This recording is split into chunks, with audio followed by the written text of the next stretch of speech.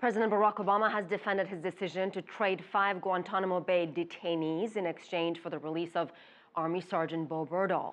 The case has reignited the debate about whether exchanging prisoners is a good idea to begin with. CCTV's Jim Spellman has more.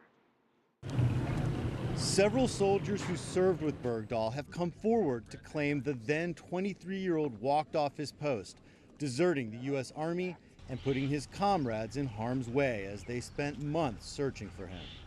The general feeling was that he deserted us and walked off and left us. The facts on the ground were he left his weapons and equipment, took minimal supplies, and walked off to either join the Taliban or do something else. Only he can answer that question. Bergdahl is still at this military hospital in Germany. The Pentagon will investigate the circumstances of his capture as his recovery continues. Speaking in Poland, President Obama responded. With respect to the circumstances of Sergeant Bergdahl's capture by the Taliban, we obviously have not been interrogating Sergeant Bergdahl. He is recovering from 5 years of captivity. Also raising eyebrows? I'm the father of captured U.S. soldier Bowe Robert Bergdahl. These are my thoughts. I can remain silent no longer. Who critics say may sympathize with the Taliban. In this 2011 YouTube video, he thanked his son's captors. We know our son is a prisoner and at the same time a guest in your home. Robert Bergdahl learned Pashto, Dari, and Arabic in an attempt to communicate with his son's captors.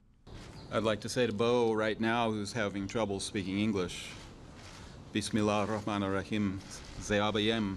And in a tweet to a Taliban spokesman a few days before Bowe's release, he wrote, "I am still working to free all Guantanamo prisoners. God will repay for the death of every Afghan child. Amen." He deleted the tweet after his son was released, fueling speculation that he was covering up sympathies for the Taliban.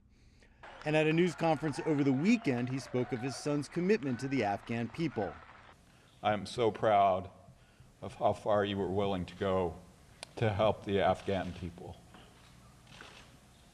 And I think you have succeeded. President Obama also faces criticism over the terms of the prisoner swap. The problem that I have and many others have is what we paid for that release, and that is releasing 5 of the most hardened anti-American killers, brutal killers. And the possibility that they could come back to haunt the U.S., participating in future attacks, something President Obama admits could happen. Is there the possibility of some of them trying to return to activities that are detrimental to us? Absolutely. That's been true of all the prisoners that were released from Guantanamo. Former Guantanamo Bay prosecutor, retired Air Force Colonel Morris Davis, says emotions surrounding the case have quickly overtaken the facts.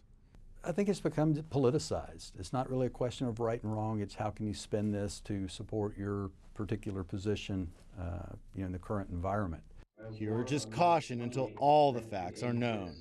The U.S. Army is launching a fresh investigation into the capture of Sergeant Bergdahl and his time in custody, but they say regardless of the findings, this prisoner exchange was the right thing to do because the window of time to make the deal was closing, and even if it is determined that Bergdahl deserted, the U.S. military ethos demands that every soldier be brought back home. Asiye?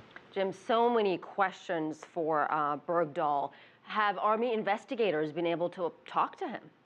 Not yet. They say he's still too fragile physically and mentally to be questioned. When that time does come, it will likely be by the U.S. Army CID, Criminal Investigation Command. He will also probably be given a military lawyer to have there at his side when he's questioned, Asiye. All right. Thank you so much, Jim Spellman.